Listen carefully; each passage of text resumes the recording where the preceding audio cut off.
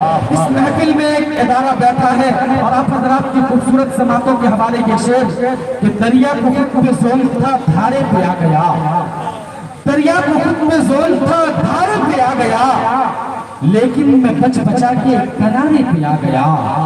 دریا کو خود پہ زون تھا دھارے پہ آ گیا، لیکن میں بچ بچا کے کنارے پہ آ گیا، اور مجھ کو بلانے والوں کی عمریں نکل گئی، لیکن میں تیرے ایک اشارے پہ آ گیا، لیکن میں تیرے ایک اشارے پہ آ گیا۔ آئیے حضرات گرامی، تعارف کے تمام جملے جہاں جا کر ناقصر اور ادھورے نظر آتے ہیں، کم تر نظر آتے ہیں، اس وقت کی شخصیت کا نام بڑے احترام کے ساتھ جناب حضرت مولانا مفتی روح اللہ صاحب قاسمی دامت برکاتہ کے نام سے لیا جاتا ہے۔ میں حضرت سے بڑے احترام کے ساتھ درخواست کر رہا ہوں کہ حضرت تشریف لائیں اور اپنے مواعظ حسنہ سے ہم سامعین کو مستفیض فرمائیں۔ حضرت کا استقبال ہے اس شعر کے ساتھ کہ جسم فانی ہے سجانے کی ضرورت کیا ہے، حسن دنیا کو دکھانے کی ضرورت کیا ہے، جسم فانی ہے سجانے کی ضرورت کیا ہے، حسن دنیا کو دکھانے کی ضرورت کیا ہے، اور ایسے اعمال کرو کہ روح سے خوشبو آئے، اتنے کپڑوں پہ لگانے کی ضرورت کیا ہے، اتنے کپڑوں پہ لگانے کی ضرورت کیا ہے۔ حضرت مائک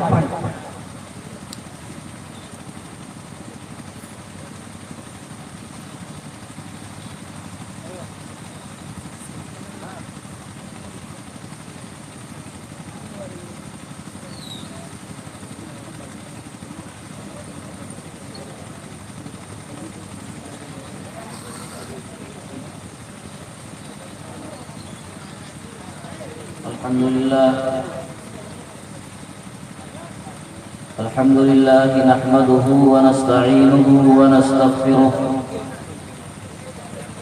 ونؤمن به ونتوكل عليه ونعوذ بالله من شرور أنفسنا ومن سيئات أعمالنا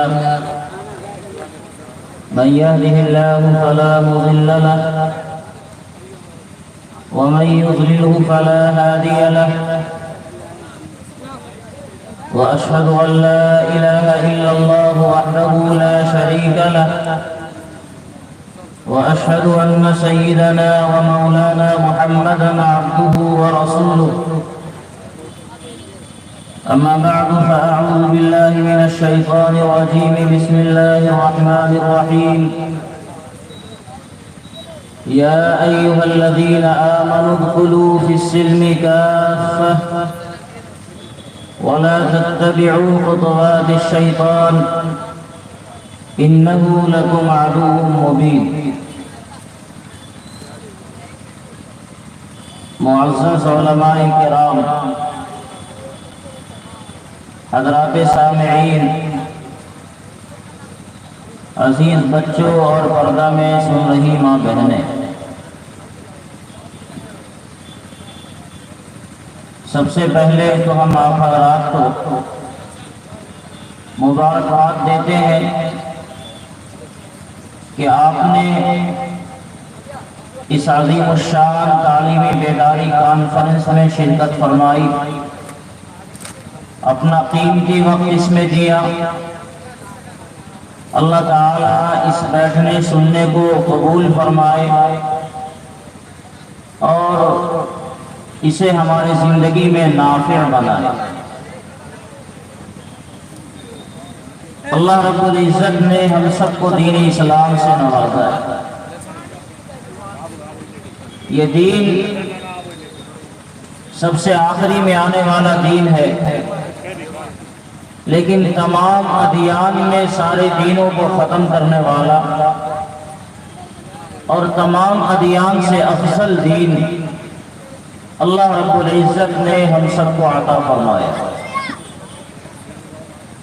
اپنے دین کی اہمیت کا، اپنے مومن ہونے کا اب احساس ہمارے سینوں میں کم ہوتا جا رہا ہے۔ ایمان والوں کو اپنے ایمان کی قیمت کا احساس نہیں ہے کہ اللہ رب العزت نے بن مانگے اسے کتنی قیمتی دولت سے نوازا، کتنی عظیم دولت سے نوازا۔ جس دن یہ احساس ہماری زندگی میں ہو جائے تو یقین جانیے اپنی تمام پونجیوں کا سودا تو کر سکتے ہیں، اپنے ایمان کا سودا ہم نہیں کر سکتے۔ آج کی جو صورتحال ہے وہ صورتحال جناب رسول اللہ صلی اللہ علیہ وسلم کے اس فرمان کے عین مطابق ہے۔ آقا علیہ الصلوۃ والسلام نے آخری زمانے کے بارے میں ارشاد فرمایا تھا کہ وقت آئے گا ایمان والا سویرے میں مومن ہوگا اور شام میں کافر ہو جائے گا، شام میں ایمان والا ہوگا اور صبح میں مومن ہوگا۔ ایمان کی اہمیت، اس دین کی عظمت لوگوں کی نگاہوں سے اتنی زیادہ ختم ہو جائے گی کہ دنیا کے معمولی روپیوں پیسوں کے خاطر اپنے ایمان کا سودا کرنا اس کے لیے بڑا آسان ہوگا۔ اس لیے ہماری یہ ذمہ داری بنتی ہے کہ دین کی اہمیت کا احساس اپنے اندر ہم جگائیں۔ ہم کتنی بڑی امت ہیں اور کتنا عظیم دین ہمیں ملا ہے، یہ اہمیت جب تک ہمارے سینوں میں نہیں آئے گی، اس کی عظمت نہیں آئے گی، حالات بد سے بدتر ہوتے چلے جائیں گے۔ یہ شکایت ملتی ہے ہمیں، اور اس اسٹیج سے بھی یہ بات بیان کی گئی ہے کہ اب ارتداد کی صورت اتنی خراب ہے کہ آدمی معمولی روپیوں کے خاطر اپنے ایمان بیچ رہا ہے۔ آپ کسی بازار میں چلے جائیں تو 2 روپے کے خاطر ایمان کو بکتا ہوا آپ دیکھ لیں گے۔ ایک مسلمان تاجر ہے، 2 روپیہ بچانے کے لیے وہ ڈنڈی مارتا ہے۔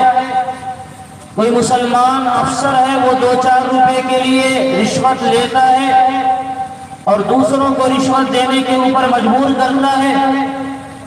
ہماری بیٹیاں ہیں جو اپنے جھوٹے عشق کے چکر میں اپنے ایمان کا سودا کرتی ہیں اور بعض اوقات اپنی جان بھی گنوا بیٹھتی ہیں۔ یہ سب اس لیے کہ ایمان ہمیں بڑے سستے میں مل گیا، اس کے لیے مجاہدے نہیں کرنے پڑے، اس کے لیے قربانیاں نہیں دینی پڑی، اس کے لیے سیدنا بلال کی تاریخ نہیں دہرائی گئی، اس کے لیے سیدنا صہیب رومی کی تاریخ نہیں دہرائی گئی، اور ایمان کو قبول کرنے کے لیے ہمیں اپنے ریتوں پر نہیں لٹایا گیا، ہمارے سینوں پر پتھر نہیں ڈالے گئے، اور اس ایمان کی وجہ سے ہمیں ذرہ برابر بھی کوئی تکلیف نہیں پہنچائی گئی، تو ہم یہ سمجھتے ہیں کہ یہ ایمان بس ویسے ہی ہے، کوڑیوں کے بھاؤ میں اسے بیچ دیا جائے۔ یہ دین بس ویسے ہی ہے، آدمی اپنا من پسند جو بھی چاہے اللہ کو مانے چاہے نہ مانے، چاہے اس کی نگاہ میں نماز کی اہمیت ہو یا نہ ہو، چاہے اس کی نگاہ میں قبر میں جانے کی اہمیت ہو یا نہ ہو، بس یوں خیال آتا ہے لوگ آ رہے ہیں جا رہے ہیں مر رہے ہیں۔ تو ہماری صورتحال کچھ ایسی ہو گئی کہ چاول دال کو بیچنا ہمارے لیے مشکل ہے اور اپنے ایمان کا سودا کرنا آسان ہے۔ قرآن کریم نے کہا تھا کہ اس ایمان کی بنیاد پر تمہیں جھنجھوڑا جائے گا اور اتنی مصیبتیں دی جائیں گی، اتنی پریشانیاں تمہیں ستایا جائے گا اور ایمان کو کھنگالا جائے گا، ایمان کے لیے تمہیں تندور میں ڈالا جائے گا اور تمہارے ایمان کے کھڑے کھوٹے کو دیکھا جائے گا۔ وَزُلْزِلُوا، جو حالات پرانے زمانے کے لوگوں کے ساتھ آئے وہ حالات خود تمہارے ساتھ بھی پیش آئیں گے۔ قرآن کریم نے کہا تمہیں آزمایا جائے گا، وَلَتَسْمَعُنَّ مِنَ الَّذِينَ أُوتُوا الْكِتَابَ مِنْ قَبْلِكُمْ، اور تم کو بہت سی تکلیف دہ باتیں سننی پڑیں گی، کبھی اللہ کے بارے میں، کبھی رسول اللہ کے بارے میں، کبھی تمہارے دین کے بارے میں، کبھی مسلمانوں کے شعار کے بارے میں، کبھی مسلمانوں کی ذات کے بارے میں، کبھی اس کی بہن بیٹیوں کے بارے میں۔ یہ سب کچھ سننا پڑے گا، لیکن اس سب کے بعد بھی تمہیں ایمان کے دامن کو انتہائی مضبوطی کے ساتھ تھامنا ہوگا۔ اور جب یہ شعور مسلمانوں کے اندر آ جائے کہ اللہ رب العزت نے اس روئے زمین پر جو سب سے قیمتی دولت ہمیں عطا فرمائی ہے، وہ دولت وہ ایمان کی ہے، جس ایمان کو ہم نے اپنے سینوں میں بسا رکھا ہے، جس ایمان کو ہم نے اپنے سینوں میں نہیں، جس دن مسلمانوں کی زندگی میں یہ احساس جاگ جائے تو خدا کی قسم زمین و آسمان میں انقلاب برپا ہو جائے۔ ہماری کمزوریاں یہ ہے کہ ہم نے اپنے دین کو سستا سمجھ لیا۔ جناب رسول اللہ صلی اللہ علیہ وسلم نے ایک مرتبہ ارشاد فرمایا کہ زمانہ آئے گا کہ لوگ تمہارے اوپر اس طرح ٹوٹ پڑیں گے جس طرح بھوکے کھانے کے اوپر ٹوٹ پڑا کرتے ہیں۔ وقت آئے گا چاروں طرف سے قومیں تمہارے اوپر ایسی ٹوٹ پڑیں گی جیسے کوئی بھوکا کھانے پر ٹوٹ پڑتا ہے، ویسے ہی تمہارے اوپر قومیں ٹوٹ پڑیں گی۔ صحابہ کرام کو یہ سن کر بڑا تعجب ہوا، بڑا تعجب ہوا صحابہ کرام رضوان اللہ تعالی علیہم اجمعین کو کہ یا رسول اللہ اتنا خراب زمانہ آئے گا۔ ہماری صورتحال ابھی تو یہ ہے کہ ہماری تعداد بہت کم ہے، 313 ہے اور ہزاروں پر ہم غالب ہیں۔ ہم بہت مختصر تعداد میں ہیں لیکن بڑی بڑی جماعتوں کو ہم نے زیر کر رکھا ہے۔ لیکن کیا یہ زمانہ اتنا خراب آئے گا، اتنا خراب آئے گا کہ مسلمان پر دنیا کی قومیں ایسی ٹوٹ پڑیں گی؟ تو کیا تعداد کے اعتبار سے اس وقت ان کی تعداد کم ہو جائے گی؟ ہماری تعداد آج کم ہے، ان کی تعداد ہماری تعداد کے مقابلے میں اور کم ہوں گی۔ آقا علیہ الصلوۃ والسلام نے ارشاد فرمایا نہیں، تمہاری تعداد کم نہیں ہوگی، تم تو اتنی بڑی تعداد میں ہوگے، اتنی بڑی تعداد میں ہوگے لیکن تمہاری حیثیت سمندر کے جھاگ کے برابر۔ سمندر میں جب جھاگ نکلتا ہے تو دیکھنے میں لگتا ہے کوئی پہاڑ ہے، اتنی ہی بڑی تعداد مسلمانوں کی ہوگی۔ ہندوستان میں کتنی تعداد، دنیا کے اور ممالک میں کتنی تعداد، آپ جوڑ لیں مسلمانوں کا تناسب دنیا کی آبادی میں کتنا ہے؟ اتنی بڑی تعداد ہے جس میں مسلمان کوئی قائدانہ رول ادا کر سکتا ہے۔ لیکن جو اسلامی ممالک ہیں وہاں بھی مسلمان پریشان ہیں، اور جو غیر اسلامی ممالک ہیں وہاں بھی مسلمان پریشان ہیں۔ غیر اسلامی ممالک میں تھوڑا سا کہنے کو یہ عذر ہے کہ ہماری حکومتیں نہیں ہیں، لیکن جہاں مسلمانوں کی حکومت ہے، حکمراں مسلمان، وہاں کا قانون قرآن، وہاں اللہ رسول کی باتیں ہو رہی ہیں، اس کے باوجود وہاں مسلمان کیوں پریشان ہے؟ آقا علیہ الصلوۃ والسلام نے ارشاد فرمایا کہ تمہاری کمزوریوں کا دو بنیادی سبب ہوگا، حب الدنیا و کراہیت الموت۔ تمہاری زندگی میں دنیا کی محبت آئے گی اور موت کی ناپسندیدگی تمہاری زندگی میں آئے گی۔ تم دنیا کو اس طرح چاہنے لگو گے کہ ہائے رے دنیا، اٹھتے بیٹھتے سوتے جاگتے ہر وقت دنیا کا کلمہ پڑھو گے، اور اس دنیا کو حاصل کرنے کے لیے تمہیں جو چیزیں آئے گا کرو گے۔ اس دنیا کو حاصل کرنے کے لیے کسی کو اپنی اولاد کو قربان کرنے کی ضرورت پڑے گی تو وہ بھی کرے گا، کسی کو اپنے ماں باپ سے رشتے ناطے توڑنے کی ضرورت پڑے گی وہ بھی کرے گا، کسی کو اپنے بھائی بہنوں سے رشتے ناطے توڑنے کی ضرورت پڑے گی وہ بھی کرے گا۔ آپ دیکھیے کیا نہیں ہو رہا ہے مسلمانوں کے معاشرے میں، کیا نہیں ہو رہا ہے دنیا کو حاصل کرنے کے لیے۔ تھوڑا سا پیسہ ہمیں حاصل ہو جائے، 10 روپے کا فائدہ ہو جائے، اس کے لیے ہم اپنے دوسرے بھائیوں کا 100 روپے کا اور 1000 روپے کا نقصان کرا دیتے ہیں، صرف اس لیے کہ ہمیں 10 روپے کا بھلا ہو جائے۔ دوسرے کا کتنا نقصان ہو رہا ہے ہمیں اس سے باز نہیں، لیکن ہمیں یہ ہے کہ ہماری تعداد، ہمارے پیسے کی تعداد بڑھ جائے، بینک بیلنس بڑھ جائے، زمین ہماری بڑھ جائے، ہم کھاتے پیتے گھرانے کے بن جائیں، ہماری اولاد کا مستقبل سدھر جائے، چاہے دنیا چولہے بھاڑ میں جائے، اس سے ہمیں کوئی باز نہیں۔ وَكَرَاهِيَةِ الْمَوْتِ، اور اسی کا نتیجہ ہے کہ موت کو تم ناپسند کرو گے، کیونکہ موت کی تیاری تمہاری زندگیوں میں نہیں ہے۔ ایمان والا اس دنیا کو مسکن بنانے کے لیے نہیں آیا تھا، یہ گزرگاہ ہے ہماری اصل منزل آخرت کی ہے۔ اس دنیا کے بعد ایک بڑی زندگی آنے والی ہے، ایک بڑا لمحہ آنے والا ہے، بڑا مرحلہ آنے والا ہے، اور اس زندگی کے اندر اللہ رب العزت کے دربار میں ہمیں اپنے اعمال کا حساب دینا ہے۔ اس زندگی کی تیاری جو ہم نہیں کریں گے تو ظاہر ہے موت کو تو پسند کرے گا ہی آدمی۔ موت کی آپ نے کوئی تیاری نہیں کی، بہت اچھے مقصد کے ساتھ دنیا میں زندگی گزار رہے، اور جب موت کا نام آ گیا، موت کا سایہ آ گیا، موت کا بلانا آنے لگا تو پھر آدمی کیا ہوتا ہے؟ گھبرانے لگتا ہے۔ اب اسے دنیا چھوٹتی ہوئی نظر آتی ہے، بال بچے چھوٹتے ہوئے نظر آتے ہیں، رشتہ داروں احباب جدا ہوتے ہوئے نظر آتے ہیں، تو ایسے موقع سے پریشان ہونا فطری چیز ہے۔ اور اگر آپ نے موت کو یاد کر رکھا ہوگا، ہر وقت موت کا تصور آپ کے ذہن و دماغ میں ہو، ہر وقت موت کا خیال آپ کے سامنے ہو، موت کی تیاری آپ کی زندگیوں کے اندر ہو کہ نہ جانے کس لمحے ملاوا آ جائے، تو ظاہر ہے جو آدمی موت کی تیاری کرے اور موت کو ہر وقت سامنے رکھے تو موت سے طبعی طور پر تنفر ایک فطری بات ہے، لیکن ایمان والا جب موت کا وقت آئے گا اس وقت اس کی طرف جانے کی وہ جلدی کرے گا۔ اللہ تعالیٰ فرماتے ہیں یا ایتھا النفس المطمئنہ ارجعی الی ربک راضیۃ مرضیہ فادخلی فی عبادی وادخلی جنتی۔ ایمان والوں کی جب موت کا وقت آئے گا تو اللہ کی طرف سے منادی آواز دے گا، فرشتہ اسے کہے گا چل میرے بندے اللہ کی رضا کی طرف اور اللہ کی جنت کی طرف۔ تم نے دنیا میں بڑا مشکلات کا سامنا تمہیں ہوا تھا اور اللہ کے نام کو بلند کرنے کے لیے، اللہ کا کلمہ پڑھنے کے لیے، اللہ کی فرما برداری کرنے کے لیے دنیا میں بڑی پریشانیاں تم نے جھیلی تھی، اس لیے اب آرام کی زندگی کی طرف چلو، ایسی زندگی کی طرف چلو جس زندگی میں اللہ تم سے راضی اور تم بھی اللہ سے راضی، ایسی زندگی کی طرف تمہیں بلایا جائے گا۔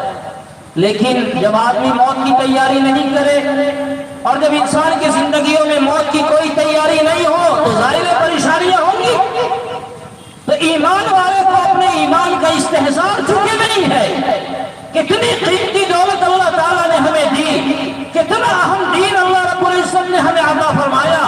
سیدنا آدم علیہ السلام سے لے کر ہمارے اور آپ کے آقا جناب محمد رسول اللہ صلی اللہ علیہ وسلم تک جتنے ادیان آئے سب منسوخ ہو گئے، سب ختم ہو گئے، لیکن یہ دین، یہ ایمان جو اللہ رب العزت نے ہمیں عطا فرمایا تھا یہ مٹنے کے لیے نہیں آیا تھا، یہ فطرت کا دین ہے۔ سارے ادیان اپنے اپنے وقت میں آئے مگر سب سے آخر میں جناب رسول اللہ صلی اللہ علیہ وسلم پر جو دین اتارا گیا وہ عین فطرت کے مطابق، وہ تمام ادیان کا خلاصہ، وہ تمام دین کا نچوڑ، وہ تمام مذاہب کی تعلیمات کا خلاصہ۔ اس دین کے اندر اگر آپ غور کریں گے کہ دین اسلام اور دوسرے ادیان کا جب تقابل کرنے کی بات آئے گی تو آپ کو محسوس ہوگا کہ یہ دین اتنا آسان ہے اور یہ دین فطرت کی اس طرح ہے مطابق ہے کہ خدا کی قسم یہ فطرت کی آواز، ایک دم فطرت کی آواز ہے۔ نماز پڑھنا، روزہ رکھنا، زکوٰۃ دینا، قربانی کرنا یا سچ بولنا یا صحیح معاملات کرنا آپ کو جتنا مشکل ہو اور آپ کی نگاہ میں جتنا یہ مشکل امر ہو، لیکن جب آپ زندگی کی تعلیمات پر غور کریں، ادیان کا مطالعہ کریں، اپنی زندگی کے حالات کا جائزہ لیں اور دنیا والوں کی زندگیوں کا جائزہ لیں تو آپ کو محسوس ہوگا کہ اس دین سے بڑھ کر فطرت کو اپیل کرنے والا کوئی دوسرا دین نہیں ہے۔ ایک بڑے عالم کے سامنے دنیا میں ایک پڑھا لکھا بندہ آیا، وہ دنیا کے ادیانوں کا مطالعہ کر رہا تھا اور بے چین تھا کہ حق کی تلاش کی جائے، کون سا دین ایسا ہے جس دین کو قبول کیا جائے۔ تو تلاش کرتے کرتے لکھنؤ میں آیا اور ایک بڑے عالم سے اس کی ملاقات ہوئی اور ان سے یہ سوال کیا کہ حضرت اسلام کے بارے میں ہمیں سمجھائیں کہ آخر اسلام کو دیگر ادیان کے اوپر کیوں برتری حاصل ہے۔ انہوں نے سوال کا جواب دینے کے بجائے ان سے یہ گزارش کی کہ آپ ایسا کریں قلم اور کاپی اپنے پاس رکھیں اور دو فہرست آپ بنائیں، آپ کو کیا کیا دنیا میں اچھا لگ رہا ہے، کیا چیز آپ کو سمجھ میں آ رہی کہ ایسا ہونا چاہیے، وہ ایک کالم میں لکھیں، اچھائیوں کو ایک کالم میں لکھیں، اور آپ کی نگاہ میں کیا سمجھ میں آ رہا ہے کہ دنیا میں کیا نہیں ہونا چاہیے، ان برائیوں کو آپ دوسرے کالم میں لکھیں۔ انہوں نے سمجھایا نہیں کہ اسلام کی تعلیمات یہ، اسلام توحید کا پیغام دینے والا، اسلام سچائی کی تعلیم دینے والا، اسلام مساوات کا درس دینے والا، یہ ساری تقریریں انہوں نے نہیں کی، بلکہ سیدھے الفاظ میں سمجھایا کہ آپ خود اپنے ضمیر کی آواز پر دو فہرست تیار کریں، ایک فہرست اچھائیوں کی تیار کریں اور ایک فہرست برائیوں کی تیار کریں۔ اور آپ دیکھیں کہ اسلام اس فہرست کے بارے میں کیا جواب دیتا ہے. تو اس بندے نے فہرست تیار کی. اچھائیوں کی بھی ایک لمبی فہرست تھی. ماں باپ کی خدمت کرنا اچھا کام ہے، ماں باپ کے ساتھ ظلم کرنا برا کام، سچ بولنا اچھا کام ہے، جھوٹ بولنا برا کام ہے، پڑوسیوں کا خیال رکھنا اچھا کام ہے، پڑوسیوں پر ظلم کرنا برا کام ہے، معاملات میں صفائی اچھا کام ہے، معاملات میں دغا دینا برا کام ہے، اپنے پروردگار کو پہچان کر اس کی عبادت کرنا اچھا کام ہے، اور اپنے پروردگار سے بے وفائی کرنا برا کام ہے. اس طرح سینکڑوں کی تعداد میں اچھائیاں ایک طرف لکھی اور برائیاں دوسری طرف لکھی.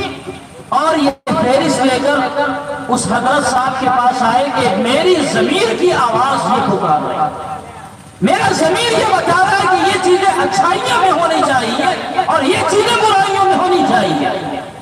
تو اب حضرت نے جملے پر، اس کے ایک ایک نسخے پر اور ایک ایک تجویز پر قلم رکھتے ہوئے اسلام کی رہنمائی کی کہ جن چیزوں کو آپ اچھا سمجھتے ہیں اسلام بھی اسے اچھا کہتا ہے. آپ نے یہ کہا کہ ماں باپ کے ساتھ اچھا سلوک کرنا چاہیے، اسلام بھی یہی کہہ رہا ہے. آپ نے کہا اپنے خالق اور مالک کو جو بھی ہے وہ پہچاننا چاہیے، اسلام بھی یہی کہہ رہا ہے. آپ نے کہا اپنے خالق و مالک کے سامنے عبادت کرنی چاہیے، اس کے سامنے تواضع برتنا چاہیے، اس کی عظمت کا اقرار کرنا چاہیے، اسلام بھی یہی کہہ رہا ہے. آپ معاملات کی صفائی کی بات آپ نے لکھی، اسلام بھی یہی کہہ رہا ہے. یعنی جتنی اچھائیاں ایک طرف لکھی تھی وہ ساری وہ تھی جو فطرت کی آواز تھی، اور جتنی برائیاں دوسری طرف لکھی تھی وہ ساری وہ تھی جو فطرت کی آواز کے خلاف تھی. اسلام ان برائیوں کو بھی ناپسند کر رہا تھا اور اسلام ان اچھائیوں کی حوصلہ افزائی کر رہا تھا. تو بتایا انہوں نے کہ اسلام اسی فطرت کو اپیل کرنے والا دین ہے. اسلام الگ سے کوئی آپ کو زبردستی کرنے والا نہیں ہے. دوسرے مذاہب کی طرح نہیں کہ جب آپ نے مذہب کا دامن تھام لیا تو آپ شادی بیاہ نہیں کر سکتے، اچھا کھا پی نہیں سکتے، اچھا پہن اوڑھ نہیں سکتے، بلڈنگوں میں رہ نہیں سکتے، بلکہ جنگلوں میں چلے جاؤ، گدھوں میں رہو اور زندگی کو اکیلا گزارو، بال بچوں کو چھوڑ دو. نہیں، یہ اسلام کی تعلیمات تو ہے نہیں. اسلام کی تعلیمات تو یہ ہے کہ تم نے اللہ کے احکام کو جب اپنے سینوں میں لیا ہے تو اللہ کے حقوق کو ادا کرنے کے ساتھ ساتھ اللہ کے بندوں کے جو حقوق تم سے متعلق ہے اسے بھی ادا کرنا ہے. ماں باپ کے حقوق ہیں اسے ادا کرنا ہے، بھائی بہنوں کے حقوق اسے ادا کرنا ہے، بال بچوں کے حقوق ہے اسے ادا کرنا ہے، اڑوس پڑوس کے حقوق ہے اسے ادا کرنا ہے، اپنوں کے حقوق ہے اسے ادا کرنا ہے، غیروں کے حقوق ہے اسے ادا کرنا ہے. اسی معاشرے میں رہ کر تمہیں اللہ کے حکم کی پاسداری کرنا ہے اور دین اسلام پر عمل کرنا ہے. یہ ہے وہ دین فطرت جو اللہ رب العزت نے ہمیں اور آپ کو عطا فرمایا. اور اس دین کے علاوہ جو بھی ادیان دنیا کے اندر موجود ہیں وہ فطرت کو اپیل کرنے والے دین نہیں ہے، وہ فطرت کا راستہ دکھلانے والے دین نہیں ہے. اس دین کے اندر زندگی کے تمام شعبوں میں آپ کو رہنمائی نہیں ملے گی. رات کی تاریکی میں آدمی گھر میں رہے کیا کرے گا؟ پوچھیے اماں عائشہ سے، پوچھیے اماں خدیجہ سے، پوچھیے اماں حفصہ سے. اور دن کے اجالے میں رہ کر آدمی کیا کرے گا؟ پوچھیے سیدنا ابو ہریرہ سے، سیدنا صدیق اکبر سے، سیدنا عمر فاروق سے کہ سرکار دو عالم جناب محمد رسول اللہ صلی اللہ علیہ وسلم کی زندگی کے معمولات کیا. تو آپ کو پوری زندگی کے معمولات حضور علیہ السلام کے بالکل سورج کی طرح روشن نظر آئیں گے. دنیا میں کوئی فرد ایسا نہیں آیا جو رات کی تاریکیوں کی اور گھر کی باتوں کو دنیا کے سامنے پبلک کرنے کی اجازت دے. بڑے سے بڑے لوگ دنیا کے اندر آئے، ایسے ایسے لوگ آئے جنہوں نے پوری دنیا کو فتح کیا، لیکن تاریخ میں کوئی ایک نام آپ ایسا نہیں دکھلا سکتے جنہوں نے اپنی بیویوں سے یہ کہہ دیا ہو کہ میری رات کے واقعات کو بھی تم دنیا کے سامنے بیان کر. اتنی ہمت ہے کسی میں؟ کسی میں ایسا دل مردہ ہے؟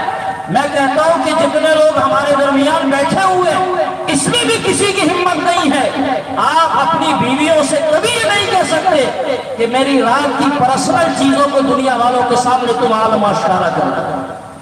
لیکن ہاں ایک ہستی ہے، وہ ہستی جو خلاصہ کائنات ہے.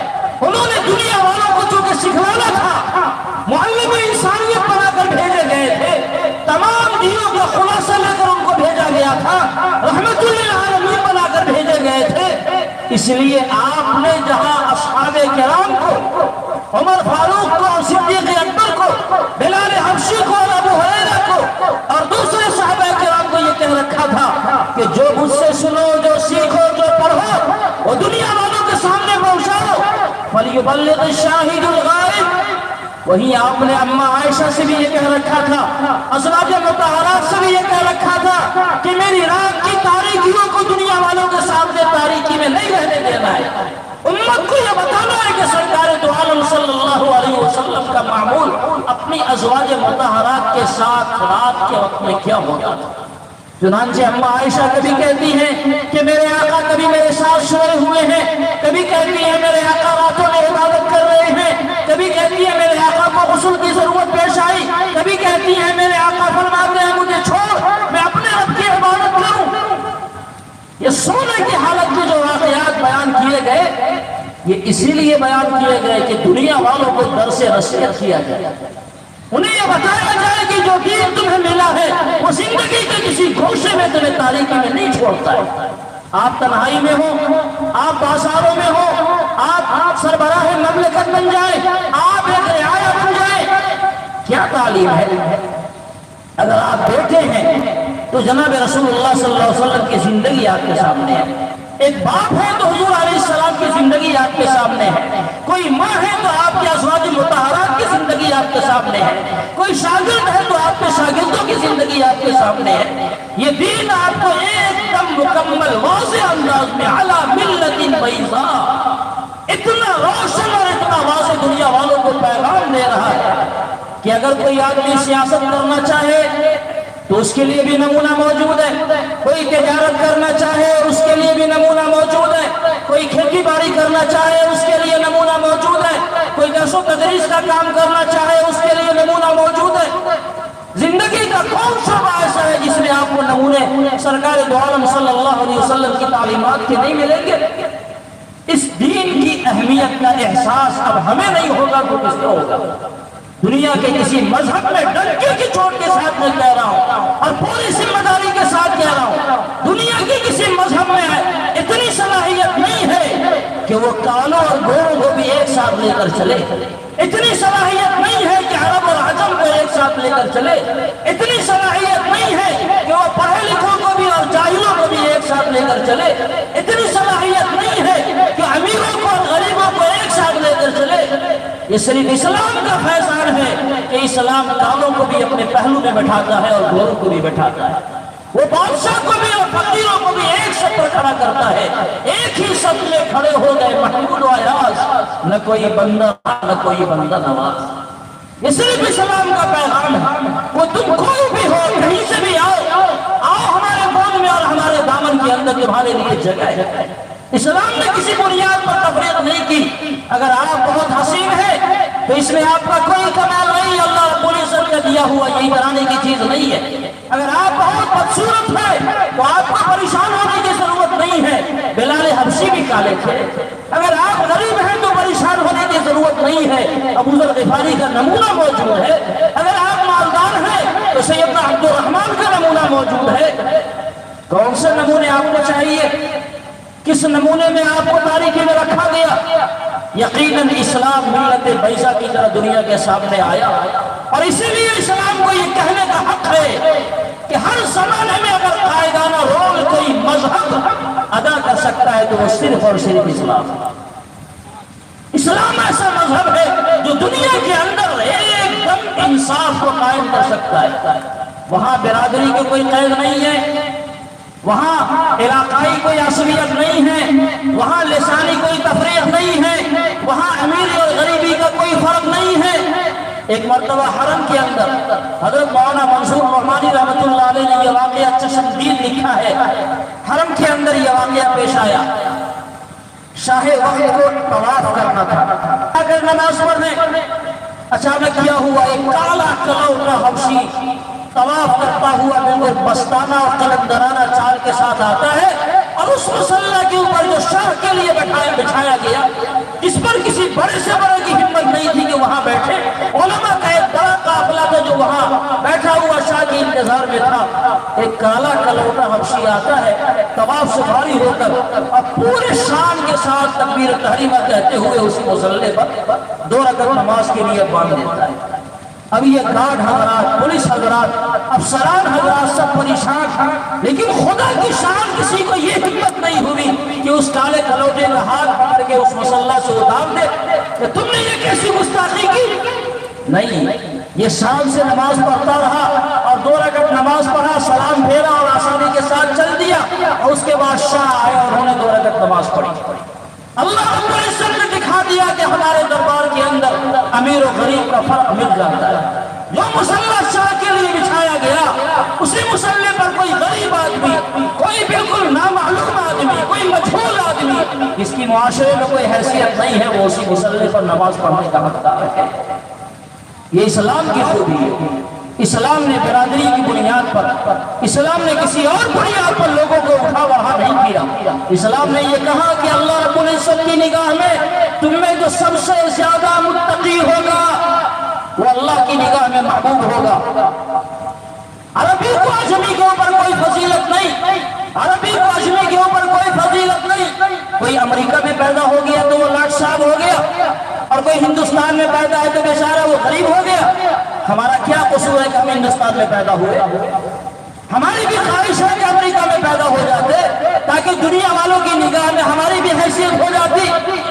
لیکن بتائیے، اگر کوئی آدمی امریکہ میں پیدا ہو گیا، کوئی آدمی جنگلوں میں پیدا ہو گیا، تو اس بیچارے کا اس میں کیا قصور ہے بھائی؟ کوئی قصور نہیں۔ اس کی بنیاد پر کوئی فرق نہیں کیا جائے گا۔ کوئی آدمی خوبصورت پیدا ہو گیا تو بہت اچھا، کوئی آدمی بدصورت پیدا ہو گیا، اس کا کیا قصور ہے؟ کوئی آدمی اپاہج پیدا ہو گیا، کوئی اندھا پیدا ہو گیا، اس کا کیا قصور ہے؟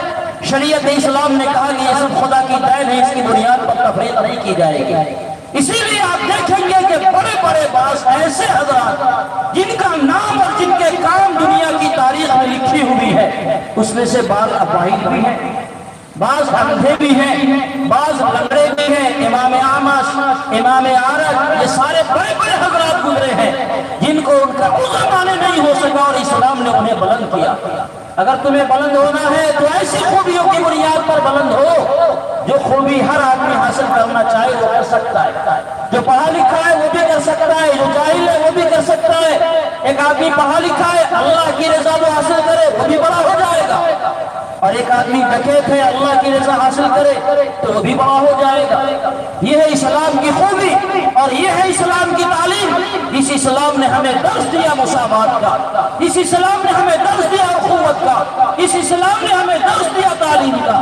میرے بزرگوں اور دوستوں، مسلمانوں، میں بڑے درد اور کرم کے ساتھ یہ کہنا چاہتا ہوں کہ مسلمانوں میں اسلام کی اہمیت نہیں ہے، بلکہ سچی بات یہ ہے کہ مسلمان اسلام کو پڑھتا ہی نہیں ہے، اسلام کا تعارف نہیں جانتا۔ اگر آپ سے کوئی بندہ کہے کہ بھائی میں مسلمان ہونا چاہتا ہوں، اسلام کا تعارف کرا دو، تو شاید 100 میں 90 نہیں 95 آدمی فیل ہو جائیں گے۔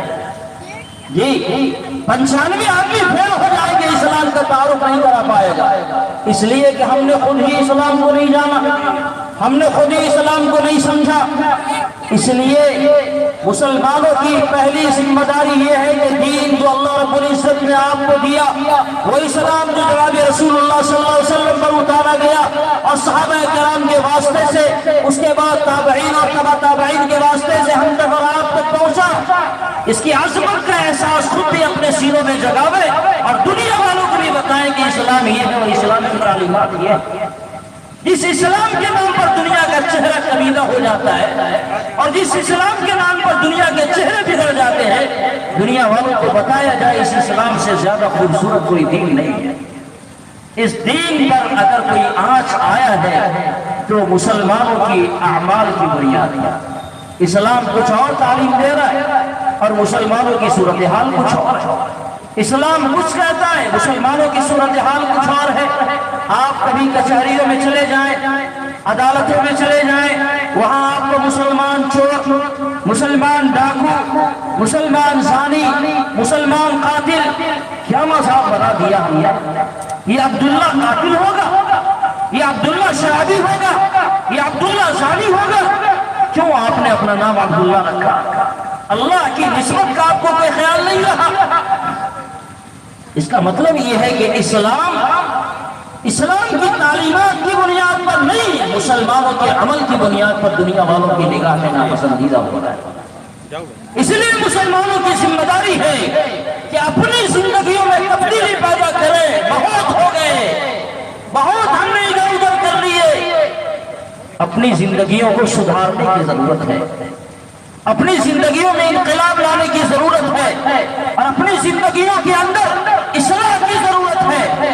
ورنہ یہ جلسے جلوس تو روزانے ہوتے ہیں اور روزانے ہوتے رہیں گے، اور بڑے بڑے علماء اور بڑے بڑے شعراء آپ کے سامنے دین کا پیغام دے کر جائیں گے، لیکن مسلمانوں نے طے کر لیا ہے ایک کان سے سننا ہے اور دوسرے کان سے بہا دینا ہے۔ جیسے کل تھے ویسے ہی اب بھی ہیں، وہی رفتار بے ڈھنگی جو پہلے تھی وہ اب بھی ہے۔ اگر یہی حال ہمارا رہا تو پھر بربادی سے اور ہمیں برباد اور ہلاک ہونے سے کوئی بچا نہیں سکتا۔ اس بات کو گرہ ڈال دیجیے کہ مسلمانوں کی عظمت کا راز اللہ تعالیٰ نے اسلام میں پوشیدہ کر رکھا ہے۔ مسلمان اگر کسی بھی چیز سے سرخرو ہوگا تو وہ صرف اس بات سے اور اس بات سے کہ اپنے سینے سے مضبوطی کے ساتھ قرآن پاک کو باندھ لے، مضبوطی کے ساتھ قرآن پاک کو اپنے سینے سے لگا لے، اسلام کی تعلیمات پر عمل کر لے، تب جا کر کے مسلمانوں کا اقبال بلند ہوگا۔ یہ اللہ رب العزت نے فیصلہ کر رکھا ہے۔ دنیا والے کسی اور کی بنیاد پر دنیا میں سرخرو ہو سکتے ہیں، مگر مسلمانوں کا اقبال اسلام سے اللہ رب العزت نے جوڑا ہے، اور جب تک مسلمان اسلام پر قائم رہے، آپ 1400 سالہ تاریخ اٹھا کر دیکھ لیں، مسلمانوں کا اقبال ہمیشہ بلند رہا۔ صحابہ کرام کے زمانے سے تاریخ اٹھائیں اور اس کے بعد آئیں، صحابہ کرام کے ساتھ کیا تھا جب سیدنا عمر فاروق رضی اللہ تعالی عنہ عرب سے لے کر عجم کے خلیفہ تھے، اور بڑے بڑے عجم کے بادشاہ ان کے قدم پر حاضر ہو گیا کرتے تھے، تو پوچھا کرتے تھے کہ بھائی عمر کون ہے، خلیفہ کون ہے؟ ان کے کپڑوں پہ پیبند لگے ہوتے تھے، ہماری طرح یہ گدے ان کے لیے نہیں بچھے ہوئے ہوتے تھے، لیکن ان کے روب کا یہ عالم تھا کہ جس راہ سے عمر گزر جائے شیطان کو اس راہ میں جانے کی ہمت نہیں ہوتی۔ کیوں نہیں ہوتی؟ کیا ان کے پاس پیسوں کا رکی ریل پیڑ تھی؟ کیا ان کے پاس باڈی گارڈ بڑے بڑے تھے؟ نہیں، کچھ نہیں تھا۔ اسلام کے لیے انہوں نے اپنی زندگیوں کو وقف کر رکھا تھا، اسلام کے لیے ان کا مرنا تھا، ان کا جینا تھا، اسلام ان کا اوڑھنا بچھانا بن گیا تھا۔ فرمایا تھا سیدنا عمر فاروق رضی اللہ تعالیٰ عنہ نے، عمر ایک زمانہ تھا جو تمہیں بکریاں چرانا نہیں آتا تھا، تمہارا باپ تمہیں تانا دیتا تھا کہ عمر تمہیں بکریاں چلانا نہیں آتا ہے، تم زندگی کی گاڑی کیسے گزارو گے؟ لیکن اللہ تعالیٰ نے اسلام کی بنیاد پر تمہیں ملک کا بادشاہ بنا دیا۔ یہ صرف اسلام کی بدولت